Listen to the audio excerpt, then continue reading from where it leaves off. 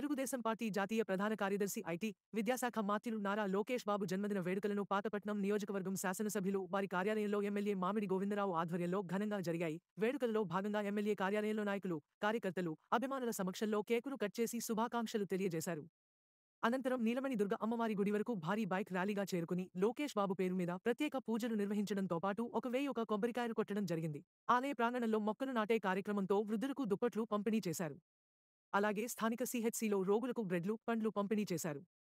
ఈ జన్మదిన వేడుకలకు 5 మండలాల ఎన్డీఏ కూటమి నాయకులు, కార్యకర్తలు, అభిమానులు తదితరులు భారీగా పాల్గొన్నారు.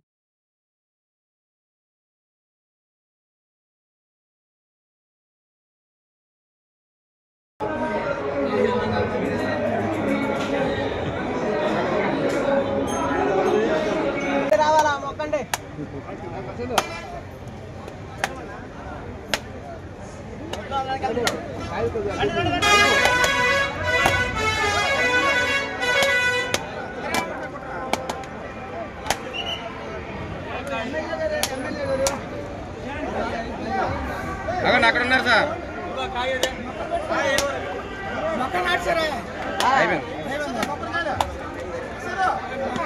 మామిడి గోవిందరావు గారి ఆధ్వర్యంలో ఉచిత దుప్పట్లు మరియు ఉచిత పండ్ల పంపిణీ కార్యక్రమం అంగరంగ వైభవంగా జరుగుతుంది.